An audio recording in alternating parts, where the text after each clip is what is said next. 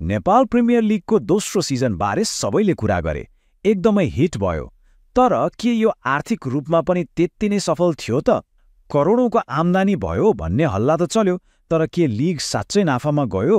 ल, आज हामी एनपिएल 2 को यही पैसाको हिसाब किताबको चिरफार गर्दैछौँ।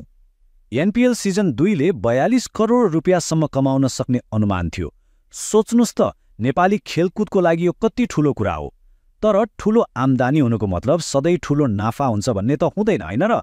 के यो सबै पैसा खर्चभन्दा बढी थियो त? आज हामी यही प्रश्नको जवाफ खोज्दैछौँ। त्यसो भए यो नाफा र घाटाको रहस्य सुल्झाउन हामी मिडियामा आएका रिपोर्टहरू र तथ्याङ्कहरूलाई हेर्नेछौँ। सबैभन्दा पहिले पैसा आयो कहाँबाट त्यो हेरौँ, अनि त्यो पैसा खर्च कहाँ भयो त्यो पनि केलाउँ। ल, सुरु गरौँ है त। कुनै पनि बिजनेसको स्वास्थ्य थाहा पाउन पहिलो कदम भनेको त्यसको आम्दानी हेर्नु हो। एनपिएलको पैसाको मूल कहाँ थियो त? टिकटबाट, प्रायोजकहरूबाट कि अरू नै केही?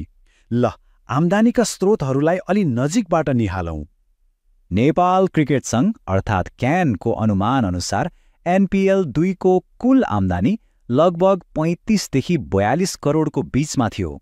यो आँकडाले त लिग आर्थिक रूपमा सफल हुने एउटा बलियो आधार देखाउँछ। तर प्रश्न उही हो, यो पैसा आयो कहाँबाट? ल हेर्नुस्, आम्दानीको सबैभन्दा ठूलो हिस्सा झन्डै 37% प्रायोजनबाट आएको देखिन्छ, करिब 15 करोड रुपियाँ। त्यसपछि फ्रेन्चाइज शुल्कबाट करिब 9 करोड अनि टिकट बिक्रीबाट पनि 8 देखि 12 करोडसम्म। अनि डिजिटल प्लेटफर्म डिश होम गोलाई ओटिटी अधिकार बेचेर मात्रै 5 करोडभन्दा बढी कमाइ भयो। मतलब एनपिएलले आम्दानीको लागि एउटा मात्र होइन, धेरै स्रोतहरू बनाएको थियो। आम्दानीको हिसाब त एकदमै प्रभावशाली देखियो, तर पैसा आयो मात्रै त भएन नि, गयो कहाँ त्यो पनि हेर्नु पर्यो। अब पालो आयो खर्चको। यत्रो ठूलो लिग चलाउन पैसा कहाँ कहाँ बग्यो होला त? खर्चको विवरणले नै नाफाघाटाको वास्तविक चित्र देखाउनेछ। खर्चको सूचीमा पहिलो नम्बरमा आउँछ पुरस्कार रकम। अब यत्रो ठूलो प्रतियोगितामा पुरस्कार त हुनै पर्यो, हैन र? विजेता र अन्य टप टिमहरूलाई दिइने नगद पुरस्कार बजेटको एउटा ठूलै हिस्सा थियो। हेर्नुस् त, विजेताले मात्रै 1 करोडभन्दा बढी लग्यो। उपविजेतादेखि चौथो स्थानसम्मका टिमले पनि लाखौंमा पुरस्कार पाए। सबै जोड्दा त पुरस्कारमा मात्रै 2 करोडभन्दा बढी खर्च भएछ। यो त निकै ठूलो रकम हो। पुरस्कार रकम त एउटा कुरा भयो, तर यो त खर्चको आइसबर्गको टुप्पो मात्रै हो। एउटा अन्तर्राष्ट्रिय स्तरको लिग चलाउन खेलाडी किन्नदेखि मैदान बनाउनेसम्म कति खर्च हुन्छ। अब हेरौँ त्यो पाटो जहाँ सायद सबैभन्दा धेरै पैसा गयो। एकछिन सोच्नुस् त, खेलाडीको लिलामीमा मात्रै 3 देखि 6 करोडसम्म खर्च। त्यसमाथि स्टेडियम मर्मत, फ्लडलाइट, टिभी प्रसारण, खेलाडीको होटल र हवाई यात्रा, सुरक्षा, मार्केटिङ, यी सबै खर्च जोड्दा त हिसाबको पहाड नै बन्छ। ल, हामीले आम्दानीको हिसाब पनि हेर्यौँ, खर्चको हिसाब पनि हेर्यौँ। अब पालो यो दुईटैलाई तराजुमा राखेर जोख्ने। आखिर एनपिएल 2 नाफामा गयो कि घाटामा?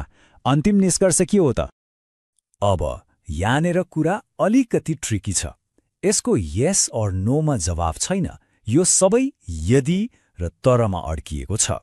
यदि सबै प्रायोजकको पैसा आयो, टिकट राम्रो बिक्यो र खर्च बढेन भने लिग नाफामा जान सक्थ्यो।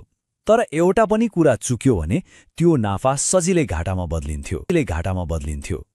त्यसैले बटम लाइन के हो भने कागजमा एनपिएल 2 को आर्थिक चित्र एकदमै आशाजनक देखिन्छ, तर वास्तविक नाफा कति भयो त्यो त सबै पैसा हात परेपछि र पूरा लेखा परीक्षण भएपछि मात्रै यकिनका साथ भन्न सकिन्छ। ल, सिजन 2 को हिसाब किताब त यस्तै रह्यो, तर महत्त्वपूर्ण प्रश्न हो, यसबाट के सिक्ने त? यो आर्थिक अनुभवले एनपिएलको भविष्यलाई कसरी अझ बलियो बनाउन सक्छ? अब यतातिर लागौँ। अनि एउटा कुरा नबिर्सौँ, यो नाफा घाटाको हिसाब किताब भन्दा पर एनपिएलले स्थानीय अर्थतन्त्रमा पनि ठूलो प्रभाव पारेको थियो। काठमाडौँका होटल, रेस्टुरेन्ट, ट्याक्सी चालकहरू सबैको व्यापार बढ्यो। यसले के देखाउँछ भने एउटा सफल लिगले सिङ्गो सहरको अर्थतन्त्रलाई नै चलायमान बनाउन सक्छ। त्यसो भए भविष्यमा यस्तो अनिश्चितताबाट बच्न 3वटा ठोस सुझावहरू छन्। पहिलो, प्रायोजकहरूसँग ब्याङ्क ग्यारेन्टी लिने ताकि पैसा उठ्छ भन्ने निश्चित होस्। दोस्रो, अनलाइन मार्केटिङबाट धेरैभन्दा धेरै दर्शकलाई मैदानसम्म ल्याउने। र तेस्रो, टिमहरूको खर्च नियन्त्रण गर्न तलब सीमा जस्ता नियम ल्याउने ताकि सबैजना आर्थिक रूपमा बलियो बनुन्। एनपिएलमा अपार सम्भावना छ भन्ने कुरामा कुनै शङ्का छैन, तर सबैभन्दा ठूलो प्रश्न यो हो, के आउँदो सिजनले यी आर्थिक पाठहरूबाट सिकेर आफूलाई अझ बलियो र दिगो बनाउन सक्ला? यसको जवाफ त अब आउने समयले नै दिनेछ।